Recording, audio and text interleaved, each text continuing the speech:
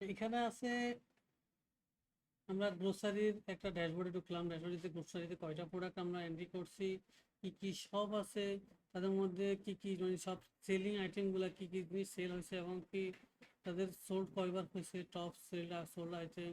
তারপর যে হচ্ছে যে কাস্টমার কি কয়টা অর্ডার করছে, এগুলা সব টপ কাস্টমার এবং মোস্ট রেটেড যে আইটেমগুলা, এগুলা এখন তো রেটেড হয় না, এই হিসাবে ডিফল্টে আছে। তারপর যে কোন ডেলিভারি ম্যান কয়টা অর্ডার করছে এটা। তার মধ্যে নিউজ সেল আমি বলছিলাম পোস্ট সিস্টেম হচ্ছে এখানে যদি আমি সাপোজ ধরেন আমি মিষ্টি বাজারের প্রোডাক্টগুলো সেল দিব, তো সেক্ষেত্রে আমি কাস্টমারের নাম দিয়ে আমি এখানে ধরেন এটা এন্ট্রি করলাম, এটা কয়টা সে কয় কেজি নিতেছে, 2 কেজি নিতেছে, ঠিক আছে, এটা 2 কেজি, এটা 5 কেজি নিব, এটা 5 কেজি এন্ট্রি করলাম, ঠিক আছে, ওনার এটা 5 কেজি দিতে হবে। দেন ক্যাশ অন ডেলিভারি নাকি ওয়ালেট থেকে পেমেন্ট করবে, সে অর্থাৎ এখান থেকে সরাসরি সে কিনে প্লেস অর্ডার করে নেবে। সে ওয়ালেট থেকে দিলে সে ওয়ালেট থেকেও, সে যদি তার এখানে তার ওয়ালেটে টাকা থাকে, সে তার অ্যাকাউন্টে কাস্টমারের ওয়ালেট থেকে টাকাটা চলে যাবে।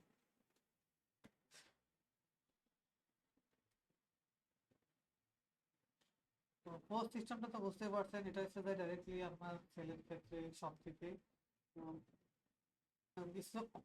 বাকি হচ্ছে অর্ডার ম্যানেজমেন্টের ক্ষেত্রে আপনার কয়টা টোটাল অর্ডার আসছে, কোনটা এগুলো আনপেইড রয়ে গেছে, এগুলা ডেলিভারি হয় না, ডেলিভারি পেমেন্ট কন্ট্রি, এগুলো আমি নিজে করছি চেকিংয়ের জন্য।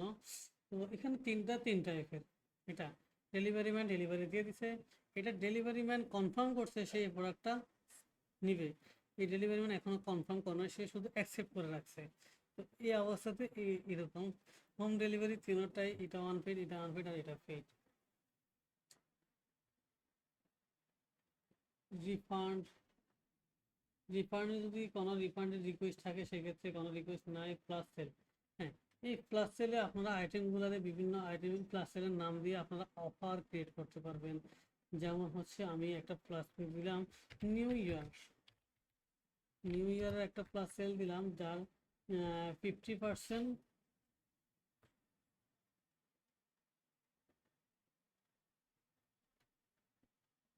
10% অ্যাডমিন পাবে আর স্টোরটা হবে 90%। তো এখানে স্টার্টিং কত থেকে কত পর্যন্ত, এটা শুধুমাত্র মেবি স্টোরদের জন্যই। তো স্টোর যারা ইউজ করে তাদের জন্য, যারা 5-6 ইউজ করে তাদের জন্য প্লাস সেল। দেখি আমি একটা এন্ট্রি করে দেখি, এটা 30 তারিখ থেকে শুরু করে আমি আপাতত 3 তারিখ দিলাম, কাজ শুরু করলাম 1 তারিখ থেকে 2 তারিখ। তো সাবমিট করলাম, তারপরে এই যে নিউ ইয়ারে অ্যাড, দোকানদাররা প্রোডাক্টগুলো এন্ট্রি করতে পারবো। তার মধ্যে টোটাল স্টক আছে 100% ডিসকাউন্ট, 10% সাবমিট। আইটেম অতটুকু আমাদের কাছে নাই অ্যাভেলেবেল ওই প্রোডাক্টটার, যার কারণে এটা যেমন এটা আমরা আপাতত 1 পিস দিয়ে 1 পিসের জন্য আমরা 10% দিয়ে রাখি, সাবমিট দিয়ে হয়ে যাবে এখন। আর এটা আমার কাছে স্টক আছে 5 পিস নিয়েছি, তার মধ্যে আমার সেল হচ্ছে হয়তো একটা দুটা, না হলেও তো আমি 10টা তো নিবে না। তো সেই ক্ষেত্রে আমরা এগুলা ইউজ করতে পারি। আর ডিলিট তো বুঝতেই পারছেন কেউ ডিলিট করতে হবে। তো প্লাস সেল হচ্ছে যাই ধরেন আপনি প্লাস সেল যখন দিবেন তখন আপনার এখানে এটা বোঝানো হয় ডিসকাউন্ট ভেরিয়েন্ট অ্যাডমিনকে আপনি কত পার্সেন্ট বা কত টাকা দিতে হবে এই প্লাস সেলের জন্য। তো এই প্লাস সেলের জন্য আপনার স্টোর কত পার্সেন্ট পাবে, এবং স্টোর সে তার 90% কিংবা 80% যাই পায় সেই পার্সেন্টেজ থেকে সে কাস্টমারকে সে কতটুকু ছেড়ে দিবে, এটাই হচ্ছে প্লাস সেল।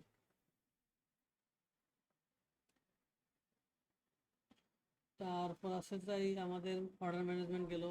তারপর প্রমোশন ম্যানেজমেন্ট, বেসিক ক্যাম্পেইন, আমরা অ্যাড নিউ ক্যাম্পেইন করতে পারি, একটা ক্যাম্পেইন অ্যাড করতে পারি, ক্যাম্পেইনের মধ্যে বিভিন্ন দিতে পারি টাইম, এমনকি banner, starting time, ending time, তারপর যে হচ্ছে যে অফার মিনি সরি ব্যানারটা দিয়ে আমরা দিতে পারি, ক্যাম্পেইনের নাম সিলেক্ট করতে পারি, এবং ক্যাম্পেইনের আন্ডারে আমরা কি কি আইটেম রাখতে পারি সেই আইটেমগুলো অ্যাড করতে হবে। এখন আমাদের ওই যে আইটেমটা দিলেন কি নিউ ক্যাম্পেইন,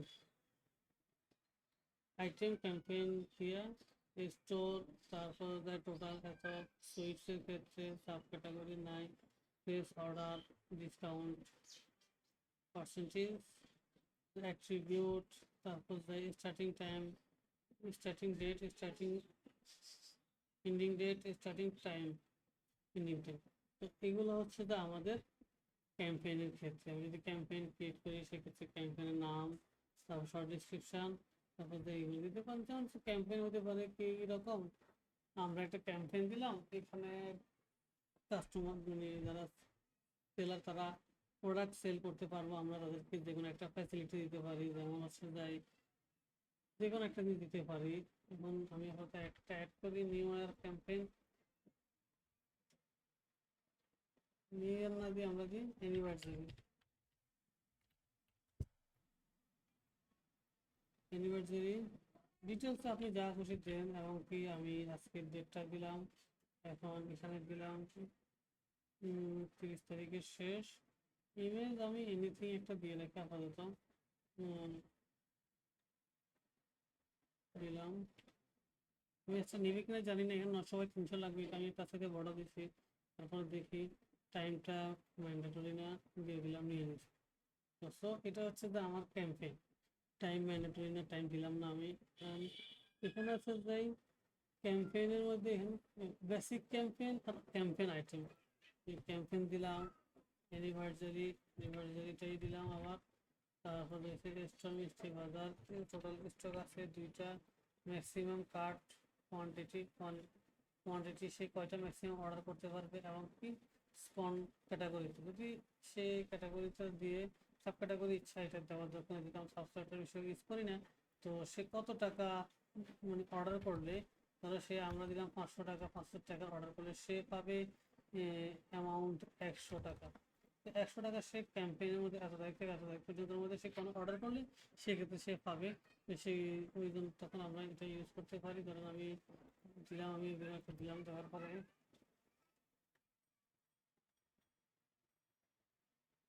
আজকে থেকে আমরা অর্ডার স্টার্ট করলাম, আর শেষ করলাম 31 তারিখে সাবমিট ক্যাম্পেইন। এখানে আছে কি ইন্ট, ইন টাইম, টাইমটা মাসবি নাকি দিতে হবে, এটা আপনাদের দিয়াই দেন, আমরা দিয়ে দিলাম 12টা,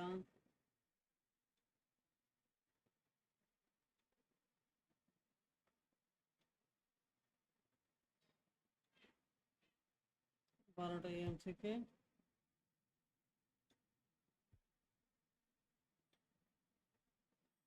11:50 PM হয়ে গেছে সাবমিট, এসে গেছে। তো এখন যদি কেউ 5,000 টাকার বেশি অর্ডার করে সেক্ষেত্রে সে পাবে কত টাকা ডিসকাউন্ট, এই ক্যাম্পেইনে সে পাচ্ছে 100 টাকা ডিসকাউন্ট। দেখি চেক দিয়ে দেখি টাইম কতক্ষণ, 8 মিনিট। আমাকে আগে অ্যাড্রেস সেট করতে হবে, ফেনী বাংলাদেশ, দেন এক্সপোর্ট সুইটস,